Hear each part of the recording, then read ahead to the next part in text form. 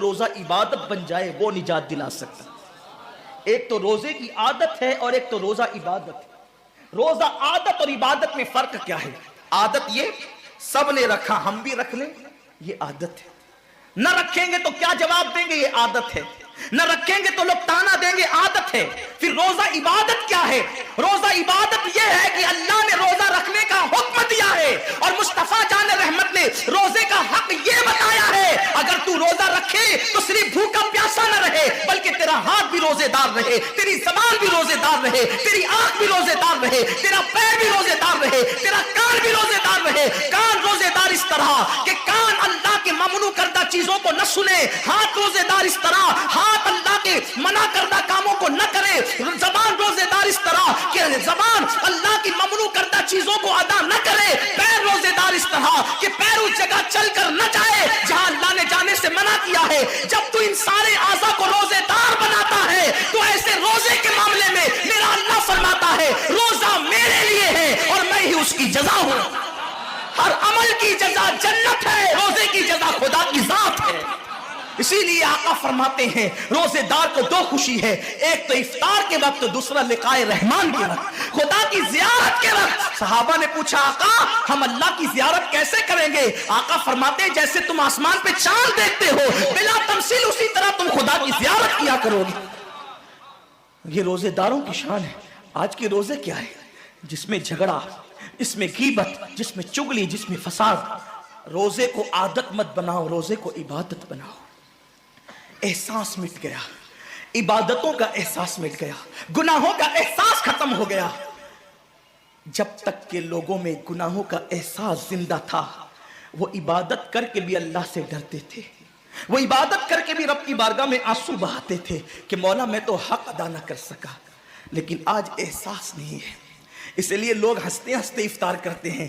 حالانکہ صحابہ کا معمول تھا جب افطار کا وقت آتا وہ ہاتھوں کو اٹھا کر کے روتے اور کہتے مولا روزہ تو چلا گیا لیکن روزے کا حق نہ ادا ہو سکا. آنسو بہاتے، ڈرتے. لیکن آج ایسا کچھ بھی نہیں ہے. ہماری ساری نیتیں تو دسترخوان پہ لگی ہوتی ہے افطار کے وقت.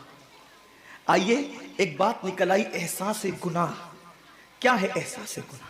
آقا نے فرمایا نا کہ جب رمضان شریف کا حق ضائع کر دو گے تو اللہ تم سے عزت کو چھین لے گا، تم ذلیل و رسوا ہو جاؤ گے. احساس ختم ہے گناہ کا. اسی لیے رمضان شریف میں بھی گناہ کرتے ہیں اور گناہ کر رہے ہیں تو ذلیل ہو رہے ہیں. احساس کسے کہتے ہیں؟ احساس یہ ہے کہ میں نے کیا کیا. چھوٹے سے گناہ کو بڑا سمجھنا میں نے کیا کیا. ایک خاتون بارگاہ رسالت میں آئی اور عرض کیا یا رسول اللہ مجھ سے زنا ہو گیا ہے، میں نے بہت بڑا جرم کر لیا ہے، آپ مجھ پہ حد لگا دیں، حد جاری کر دیں تاکہ میں گناہ سے پاک ہو جاؤں.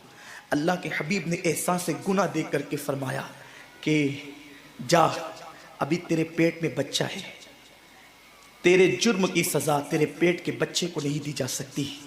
اگر تجھ پہ حد لگے گی تو وہ بچہ بھی ختم ہو جائے گا.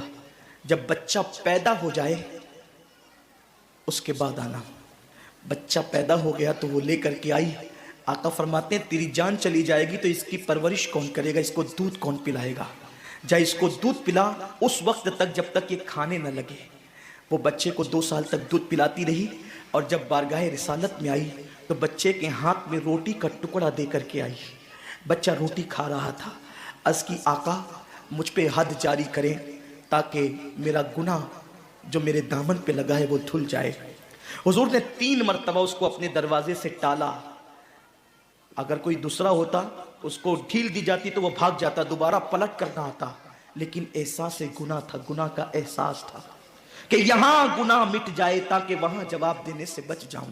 اس خاتون نے 3 مرتبہ حاضری دی، حضور اب میرا بچہ روٹی کھانے لگا ہے، مجھ پہ حد لگا دے تاکہ میں پاک ہو جاؤں. اللہ کے حبیب نے فرمایا اللہ کی بندی جب اللہ نے تیرے جرم پہ پردے ڈال دیے تھے تو تو نے اظہار جرم کیوں کیا؟ اب چونکہ تو جرم کا اظہار کر چکی ہے، اقبال گناہ کر چکی ہے، اب تجھ پہ حد لگائی جائے گی. اور اس کو سنگسار کر دیا گیا.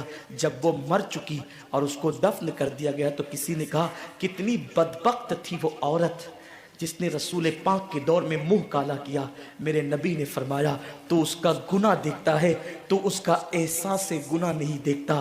اس نے ایسی توبہ کی ہے اگر اس کی توبہ 70 جہنمیوں پہ تقسیم کی جاتی تو اللہ ان کو بھی جنت عطا فرما دیتا. آقا کریم صلی اللہ علیہ وسلم فرماتے ہیں جو رمضان شریف میں گناہ کبیرہ کرتے ہیں. اب گناہ کبیرہ کی بہت بڑی تعریف ہے، اس کو نہیں بیان کروں گا، لیکن جو گناہ کبیرہ بڑا گناہ کرتے ہیں، پہلی بات تو چونکہ میرا مسلک صوفیہ ہے، صوفیہ سے کسی نے پوچھا کہ گناہ بڑا کیا ہے؟ امام غزالی فرماتے ہیں نہ کوئی گناہ چھوٹا ہے نہ کوئی گناہ بڑا ہے. بات تو یہ ہے جس گناہ پر خدا تیری پکڑ کر لے وہی گناہ سب سے بڑا ہے، اور جس نیکی پر خدا تجھے بخش دے وہی نیکی سب سے بڑی ہے. کسی گناہ کو چھوٹا سمجھ کے مت کرو، پتہ نہیں وہ کس گناہ پہ ناراض ہو جائے.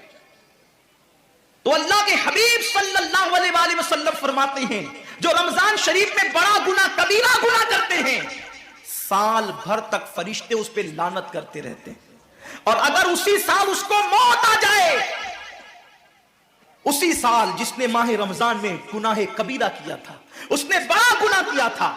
اب بڑے بڑے گناہوں کو گنایا گیا.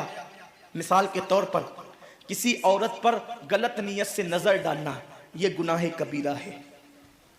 جھوٹی قسم کھانا یہ گناہ کبیرہ ہے.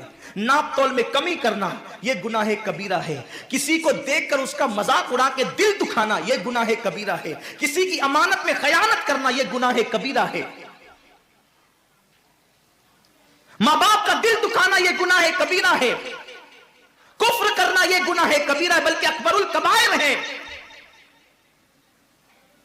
70 کی فہرست امام سیوطی نے گنائی ہے، اور پھر 70 کی فہرست گنانے کے بعد فرماتے ہیں 70 پر یعنی 1 2 3 4 والا 70 نہیں، بلکہ اللہ کے حبیب نے یہاں جو 70 فرمایا ہے یہ 70 گنتی والا 70 نہیں ہے، بلکہ کثرت بتانے کے لیے 70 ہے. جیسے کہ ہم کہتے ہیں نا میں نے تجھے 50 بار سمجھایا تو نہیں مانا، میں 100 بار تیرے گھر آیا تو نہیں ملا، تو اس کا مطلب یہ نہیں کہ 99 کے بعد ایک جو ملا کر کے آتا ہے وہ 100 نہیں، گنتی کا 100 نہیں. یہاں 100 بتانا کثرت بتانے کے لیے ہے، یہاں 50 کہنا کثرت بتانے کے لیے ہے. تو اللہ کے حبیب فرماتے ہیں 70 بڑے گناہ ہیں، یعنی اتنی طویل تعداد میں اتنی کثرت سے ہے بڑے گناہ کہ تم ان کو شمار نہیں کر سکتے. بس اتنا کہ جس گناہ پہ خدا ناراض ہو جائے وہ بڑا گناہ.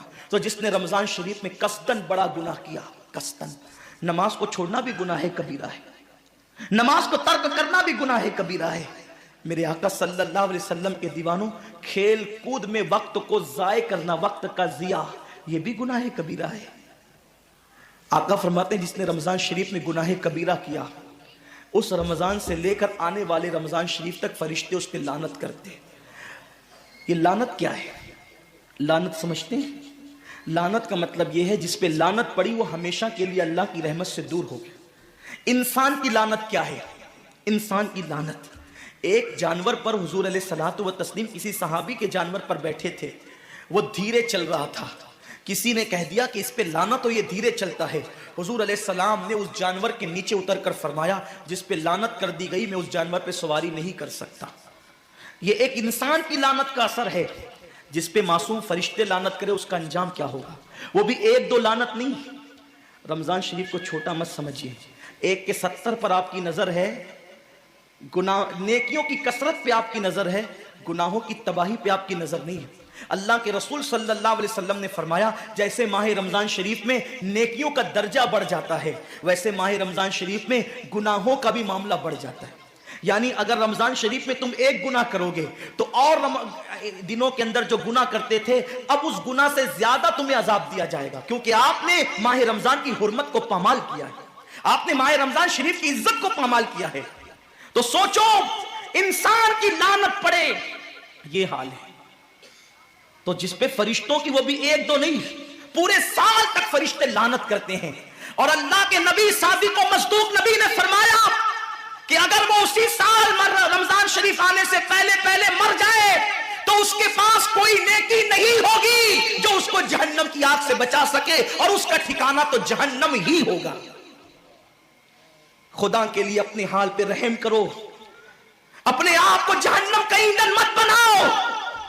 ہمارا جسم اتنا طاقتور نہیں ہے کہ ہم اپنے جسم پر جہنم کے عذاب کو برداشت کر سکے۔ میری قوم کے جوانوں، اپنی جوانی پہ اترانے والوں، اپنی قوت پہ ناز کرنے والوں، اللہ کے رسول صلی اللہ علیہ وسلم فرماتے ہیں کہ جہنم کی آگ کی ایک چنگاری اگر دنیا کے سمندر میں ڈال دی جائے تو دنیا کے سارے سمندر آگ سے بھڑکنے لگے۔ اس چنگاری کو، وہ جہنم کی چنگاری کو سمندر ٹھنڈا نہیں کر سکتے، بلکہ سمندر کو وہ ایک چنگاری بھڑکا دے گی اور سمندروں کے اندر آگ لگ جائے گی۔ جو ایک چنگاری سارے سمندر کو بھڑکا دے، اللہ اکبر، اس جہنم کے اندر یہ چھوٹا سا وجود جو چھوٹی سی، اللہ اکبر، اگر بتی کے چٹکے کو برداشت نہیں کر سکتا، جو چراغ کی لو کی تیز کو، جو چراغ کی لو کی حرارت کو برداشت نہیں کر سکتا، جو سگریٹ کے چٹکے پر بے قرار ہو جاتا ہے، یہ چھوٹا سا وجود جب جہنم کے اندر داخل کیا جائے گا اس وقت اس وجود کا کیا ہوگا؟ میرے آقا مصطفیٰ جان رحمت فرماتے ہیں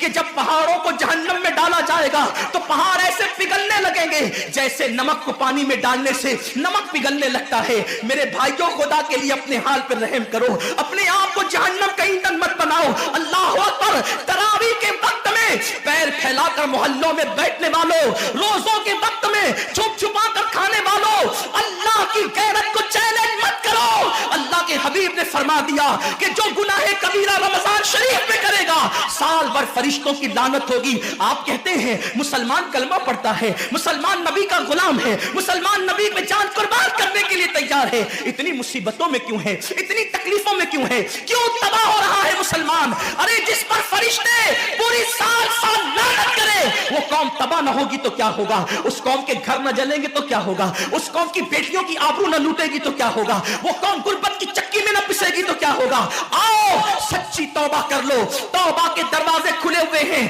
اپنے گناہوں کا احساس کر لو، نادم ہو کر قدرت کی بارگاہ میں پلٹ جاؤ۔ میرا رب فرماتا ہے فَفِرُّوا إِلَى اللَّهِ، کہاں جا رہے ہو؟ دوڑو اللہ کی طرف، پلٹو اللہ کی طرف۔ بڑے سے بڑا پاپی اگر خدا کی طرف احساس گناہ لے کر، ندامت کے آنسو لے کر اللہ کی بارگاہ میں پلٹا ہے تو اللہ نے اس کو مغفرت کا پروانہ عطا کیا ہے۔ میرے رب کا وعدہ ہے جو میری بارگاہ میں پلٹتے ہیں میں ان کو لوٹاتا نہیں ہوں، میں ان کو معاف کر دیتا ہوں۔ سبقت رحمتی علی غضبی، میری رحمت میرے غضب پہ سبقت لے گئی ہے۔ وہ رب جو 70 ماؤں سے زیادہ پیار کرتا ہے، امت کی تباہی کا اتنا ہی خیال ہے تو ہم رمضان شریف کا احترام کیوں نہیں کرتے؟ ہم رمضان شریف کا اہتمام کیوں نہیں کرتے؟ کیوں ہم اللہ کی عبادت کی طرف نہیں آتے؟ آؤ اپنے گناہوں کا احساس لے کر خدا کی بارگاہ میں پلٹو تاکہ تباہی سے۔ ناظرین اکرام، اسی طرح کے اور واقعات اور بیانات سننے کے لیے چینل کو سبسکرائب کریں، بیل آئیکن کو دبائیں تاکہ اگلے آنے والے ویڈیو کا نوٹیفیکیشن ترنت آپ کے پاس پہنچ جائے۔